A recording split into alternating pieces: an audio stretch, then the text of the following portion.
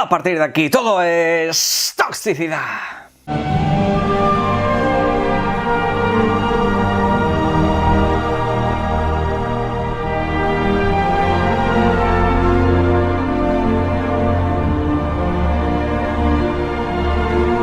Buenas y bienvenidos sean ustedes a una nueva semana de acción y aventuras con Semon Channel, y vamos a ir con unas cuantas cositas de última hora. En este caso quiero focalizar un poco este vídeo en cierta información, ciertas declaraciones que se han dado sobre el famoso SSD mágico de PlayStation 5, ¿de acuerdo? Va a ser quizá el tema al que más minutos le dedique en este vídeo, porque yo pienso que se está tomando a la gente ya demasiado tiempo por tonta, ¿de acuerdo? La verdad que el tema del SSD cansa bastante y voy a intentar en este vídeo explicarlo de la mejor manera posible, siempre y cuando en base a una información que precisamente ha salido en las últimas horas, ¿vale? Aparte de eso, también quiero hablaros de Resident Evil 4, porque parece ser que Capcom no pierde las viejas y feas costumbres de las microtransacciones, aparte de alguna que otra novedad interesante que también tenemos que comentar sobre su DLC, ¿de acuerdo? Aparte de eso, también vamos a hablar un poquito de esa polémica de Redfall, muy por encima, pero antes... Lords of Fallen. Pues estamos hablando de posiblemente el videojuego estilo Soulslike más ambicioso que se lance durante este año 2023. Todavía no tiene una fecha establecida de lanzamiento, pero pretende ser el referente por encima de otros títulos ya lanzados, como por ejemplo ese World of Fallen Dynasty o por ejemplo todavía el esperado Lies of P. Ya veremos qué tal sale este último, pero en este caso estamos hablando de un videojuego en el que están poniendo pues mucha pasta, mucho empeño. Ha habido una demostración bastante interesante en Unreal Engine 5, pero veremos a ver qué tal el apartado jugable. Sobre la experiencia de dificultad que nos va a ofrecer este Lords of the Fallen, nos han comentado que va a ser diametralmente opuesto a Elden Ring. Más de uno esto se lo ha tomado como que el videojuego va a ser dificilísimo, porque precisamente Elden Ring es posiblemente el videojuego estilo Souls más amable que se ha encontrado el jugador hasta la fecha, en el sentido pues de que te permite tener tu espacio para ir aprendiendo progresivamente lo que son las mecánicas antes de continuar con lo que es la historia principal, y sobre todo ese mundo abierto ayudaba bastante. En este caso la idea es que tú, antes de salir a lo que es el mundo base del videojuego, que no es un mundo abierto pero sí interconectado, tengas una fase en la que vas a aprender todas y cada una de las mecánicas, que no va a ser únicamente un tutorial, según al menos nos ha comentado el propio estudio A Games Radar, ¿de acuerdo? Nos hablan de una especie de prólogo extenso donde vas a aprender prácticamente todas las mecánicas del videojuego y luego ya pues progresivamente en el mundo seguirás aprendiendo. En ese sentido, ¿nos quieren decir? Sí, el videojuego va a ser difícil, pero de entrada te vamos a enseñar a dominarlo. Veremos a ver qué tal funciona esto. Desde luego me parece bastante interesante, no se pierde lo que es la esencia de la dificultad, que es un poco el mayor miedo que pueden tener los fanáticos de los Souls, pero en este caso el videojuego todavía no tiene fecha de lanzamiento, así que seamos un poquito prudentes, aunque desde luego la cosa pinta que va a ser apto para mucho público. Ojito con este Lords of the Fallen.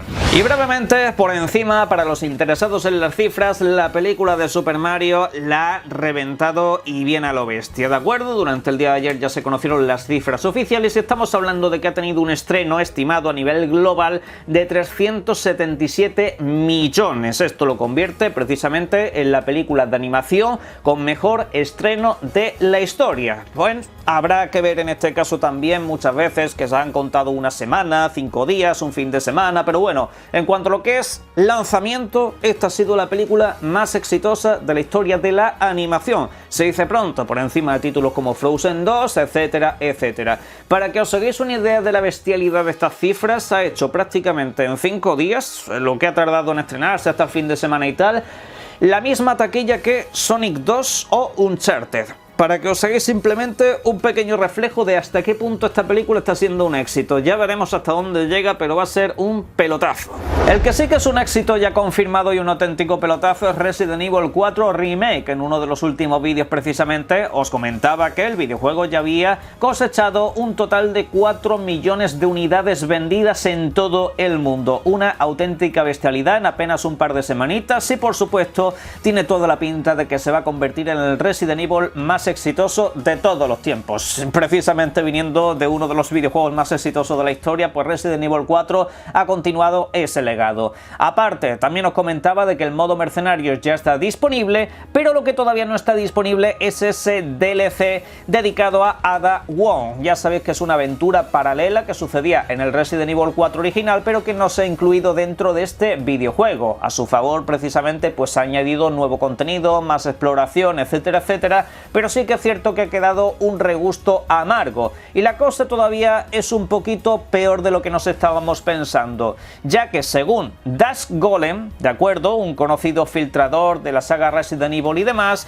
nos ha comentado que ese DLC debería de llegar a lo largo de este año. Más de uno se pensará, ¿y esto que tiene de mala noticia? La mala noticia, por así decirlo, es que el motivo que da por el que el DLC se lanzaría este año es porque es un contenido que se había creado junto al videojuego, a diferencia de, por ejemplo, el DLC de Resident Evil Village, que es algo que se creó a posteriori, es decir, podemos empezar a dar por sentado que ese contenido de Ada Wong que vamos a jugar dentro de unos meses es algo que han recortado del videojuego base para venderlo por separado, ¿de acuerdo? Eso es lo que da a entender Dash Golem, que es algo que ya está hecho, algo que ya estaba preparado, pero que sin embargo de la versión final del videojuego se quitó para venderlo por separado, porque sí, recordad que este DLC va a ser completamente de pago, pero de pago son otras cuantas cositas que vamos a comentar a continuación. Tiquecitos y micropagos, eso es lo que nos ha dejado Capcom para Resident Evil 4 en una pequeña actualización de la que seguramente mucha gente no se haya percatado, pero sí, sin quererlo ni beberlo, de repente nos hemos encontrado que en la Store hay tiquecitos pues de 3 pavos, de 15 pavos en los que te viene un paquete completo, etcétera, etcétera. Hay como diferentes formas de comprar una serie de tickets que lo que hacen es precisamente darte acceso a poder mejorar pues cualquier arma, a unas habilidades especiales que normalmente pues dentro del videojuego tienes que desbloquear paso a paso, mejorar lo que es la durabilidad, mejorar lo que es la cadencia, etcétera, etcétera, y cuando lo tienes al 100% pues desbloqueas una habilidad que te hace por ejemplo, potencia por 2, ¿vale? El doble de potencia para lo que es la pistola de turno o lo que sea, pues esas habilidades ya las podéis comprar con esos tiquecitos de los que estamos hablando que están en la Store de cualquiera de vuestras consolas, ¿de acuerdo? En este caso, por supuesto es dinero de pago, por supuesto es un pay to fast, como se llama precisamente, haciendo aquí un poco lo que es la coña, ¿no? Para poder acceder a esos anticipos de armas mejoradas que normalmente pues no requieren mucho tiempo dentro del videojuego. Esto da para un largo debate. Lo interesante y principal es que realmente no es algo necesario ni exclusivo, es decir, estas mejoras las puedes conseguir dentro del videojuego, lo cual pues oye, me parece estupendo, me parece perfecto, ahí tienes eso como opción. El problema es que Capcom sigue teniendo esas pinceladas, esas idas de olla que tuvo a principio de la generación pasada, donde tanto la llegamos a odiar por hacer este tipo de cosas, porque es que en el momento que menos te lo esperes te meterán un NFT, te pondrán algo que sí sea exclusivo de pago, y eso ya pues no termina de molar demasiado, precisamente como han hecho como con el DLC, pero bueno, de momento esto es lo que hay, no es ninguna mejora exclusiva, pero ya han metido microtransacciones como en Devil May Cry 5, por ejemplo, con el tema de los orbes, y veremos a ver si Capcom no se aleja del camino. Y ahora brevemente quiero actualizaros algo sobre Tekken 8 que está bastante interesante. Por una parte, nos han comentado en las últimas horas que el videojuego de Bandai Namco va a contar precisamente con el deseado crossplay, es decir, entre diferentes consolas, entre diferentes sistemas, plataformas y demás, vais a poder jugar con otras personas, ¿de acuerdo? El que tenga una Xbox puede jugar con uno de PlayStation, de PC, etcétera, etcétera, ¿de acuerdo? Por supuesto, recordando que solamente está disponible en consolas de nueva generación, ¿vale? Aparte de eso, también nos han comentado un sistema que han creado precisamente por si hay pérdidas en las conexiones, ¿vale? Porque es al fin y al cabo un videojuego que se juega mucho en competitivo, 1 contra 1, PvP, y sobre esto nos han hablado de que va a haber un rollback netcode, ¿de acuerdo? Es decir, si se nos cortase la conexión, aunque sea brevemente, el videojuego lo que hace es llevarnos a unos instantes antes de ese microcorte y a partir de ahí continuaría la pelea. Seguiré comentando más sobre Tekken 8, pero pinta muy bien. Y ahora se acabó la paz, vamos allá con la guerra, vamos allá con el famoso SSD mágico de PlayStation. En este caso, ha habido un desarrollador que en el medio Gaming Board ha comentado acerca de las diferencias entre velocidades de transmisión, ¿vale? Unas velocidades velocidades que en este caso distan mucho entre la Series X y la PlayStation 5. Y eso ha llevado a su vez al debate habitual de si una consola está lastrando a la otra. En este caso se basa todo precisamente en que la PlayStation 5 tendría una velocidad SSD de transmisión de 5,5, 5,6, bueno, según ahí, eso sería la velocidad de transmisión de PlayStation 5, mientras que la de Xbox es de 2,4. Esto a su vez le lleva precisamente a montar un poco la especulación de que sí, en los juegos exclusivos de PlayStation 5 el SSD se explotará al máximo, pero en los multiplataformas los desarrolladores tendrán como línea base a la Series X, y eso lleva al clásico argumento de que Xbox es un lastre. Bien, quiero desmontar esto ya, porque es que a mí el rollo este que se traen con el SSD los medios de comunicación y ciertos pseudointelectuales que purulan por las redes sociales, que saben de todo y no saben de absolutamente nada, llevan dando la matraca con esto desde el año 2020. A ver, los 5,5 gigas por segundo de velocidad de transmisión que tiene la PlayStation 5 en su SSD mágico y maravilloso es una tasa bruta, es una tasa máxima, no es la velocidad frecuente, es decir, no es algo que trabaja regularmente. La PlayStation 5 no está trabajando con su SSD regularmente a 5,5 ni de coña. Por momentos está a 2,4, a 3,1, a 1, no sé cuánto, depende por supuesto del momento y de la carga. 5,5 es lo bruto, por así decirlo, ¿de acuerdo? En cambio, cuando en Xbox hemos dicho que va a esos 2,4, eso sí es una tasa fina, eso es una tasa rocosa, de ahí no baja, de hecho puede subir, en este caso hasta los 4,8 que os estoy poniendo en pantalla, que de esto mucha gente se olvida, pero realmente no hay tanta diferencia de velocidad de transmisión máxima entre PlayStation y Xbox. De hecho, la Xbox, precisamente para equilibrar todo esto, para equilibrar el tema potencia, velocidad y demás, creó la Velocity Architecture, de la que hablamos allá por el año 2020 también.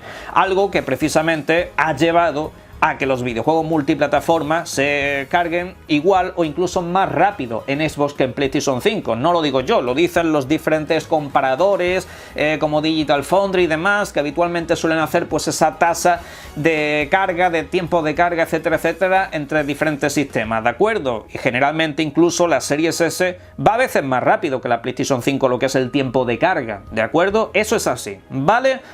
¿Por qué se utiliza tanto lo del SSD mágico? ¿Realmente cuál es el interés detrás de todo esto cuando realmente se ve que no saben de todos estos asuntos? Se ve que no tienen ni idea, porque la gente que sigue diciendo que la PlayStation 5 va a 5,5 de velocidad de SSD es que no se ha leído ni ha atendido lo que dijo Mark Cerny en su día, ¿vale? Generalmente eso es una tasa variable, lo comentamos 80 veces en el canal.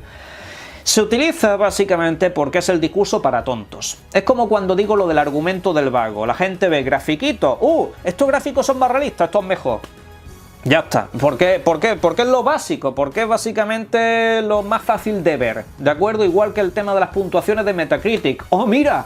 Un 90 es más grande que un 87. Este es mejor porque tiene un 90. Y así sucesivamente. Argumentos vagos, argumentos que puedas utilizar de manera recurrente sin muchas explicaciones. Eso es lo que hacen con el SSD mágico. Decirte, no, es que la velocidad del SSD, los SSD están inventados desde hace mucho tiempo. Están inventados desde hace mucho tiempo y al final tanto rollo con que el SSD es el doble de rápido, no sé qué, no sé cuánto, para ver luego que los tiempos de carga son exactamente iguales en los videojuegos. Son exactamente iguales. Pero el SSD, como digo, es el tonto útil, vamos a decirlo así, que utilizan los medios de comunicación para las diferentes peleitas. No. Xbox no está en ningún caso reteniendo las posibilidades de PlayStation 5 en cuanto a explotar videojuegos. Por esa regla de 3, PlayStation puede estar también reteniendo a Xbox porque Xbox Series X es una consola mucho más potente. Claro, y con PlayStation por medio, pues ahí ya la cosa se tiene que equilibrar si nos ponemos con esas, pero ese discurso ya quizá no interesa demasiado. Pero bueno, Os voy avisando, esto lo vais a ver en muchos medios de comunicación otra vez para que los usuarios tengan el debate de besugos del que no saben, como digo, absolutamente nada. Y ahora me voy a referir aquí brevemente a la polémica que ha habido con Redfall, con lo que ha sido ese gameplay tan desastroso que los amigos de IGN nos han otorgado durante las últimas horas y precisamente que ha creado un debate en la comunidad de jugadores, por una parte la élite del gaming famoso y maravilloso y por otra parte algunos usuarios que están descontentos con la pinta que tiene este Redfall, el nuevo videojuego de Arkane, el cual podremos disfrutar durante el próximo 2 de mayo. Sobre esto cabe decir que, hombre, cuando te fijas en un gameplay que es un completo desastre jugado por un auténtico mancazo de la vida, pues entiendo que no deje las mejores sensaciones, pero es que hemos vuelto nuevamente al discurso de videojuego genérico, porque es que estás jugando con otras personas, hay looteo, hay disparitos, etcétera, etcétera. Vuelvo a recordar nuevamente que Redfall te da las dos opciones, te da las dos posibilidades, porque si pasamos de este gameplay que ahora mismo estáis viendo en pantalla y lo cambiamos por el gameplay para un jugador, resulta que la cosa ya cambia bastante. Ya se ve un videojuego single player, historia de toda la vida, sin ninguna clase de problemas, sin ningunos efectitos raros, etcétera, etcétera.